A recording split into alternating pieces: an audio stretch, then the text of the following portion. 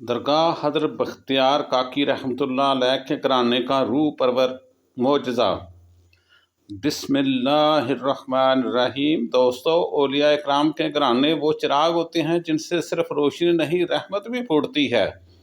میرے بھائیو، آج میں نے آپ کو وہ واقعہ سنانے والا ہوں جو حضرت بختیار کاکی رحمۃ اللہ علیہ کے گھرانے میں پیش آیا۔ ایک ایسا روحانی معجزہ جس نے لوگوں کے دلوں میں اللہ کی قدرت اور ولی کامل کی شان کو ہمیشہ کے لیے نقش کر دیا۔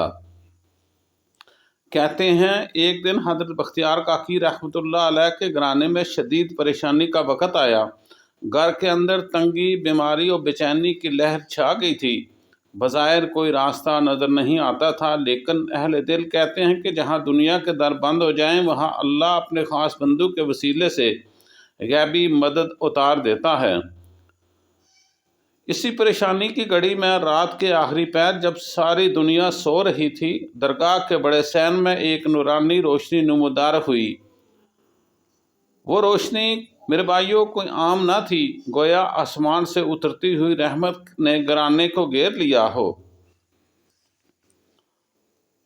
گھر والوں نے بیان کیا کہ اسی لمحے ایسا محسوس ہوتا تھا جیسے فضا میں خوشبو پھیل گئی ہو، دلوں سے خوف اور گھبراہٹ یکدم ختم ہو گئی ہو اور اندر ایک سکون اترنے لگا ہو جو کسی انسان کے بس میں نہیں تھا۔ اسی اثناء میں ایک بزرگ نے خواب میں مشاہدہ کیا کہ حضرت بختیار کاکی رحمۃ اللہ علیہ خود تشریف لائے ہیں اور فرما رہے ہیں، غم نہ کرو، اللہ پر بھروسہ رکھو، اس گھر کا نگہبان وہی ہے اور وہی غیب سے مدد بھیجے گا انشاءاللہ۔ صبح ہوتے ہی معاملہ بدل چکا تھا۔ وہی بیماری جس نے مہینوں گھر کو جکڑا ہوا تھا، اچانک ایسے ختم ہوئی جیسے کبھی تھی ہی نہیں۔ تنگی کے بعد رزق کے در کھلنے لگے اور پریشانی اور رحمت میں بدل گئی۔ لوگ حیران تھے، حالات اتنی تیزی سے کیسے بدل گئے؟ مگر اہل دل جانتے تھے کہ یہ اللہ کی خاص نصرت تھی جو اپنے محبوب بندوں کے صدقے سے عطا کی جاتی ہے۔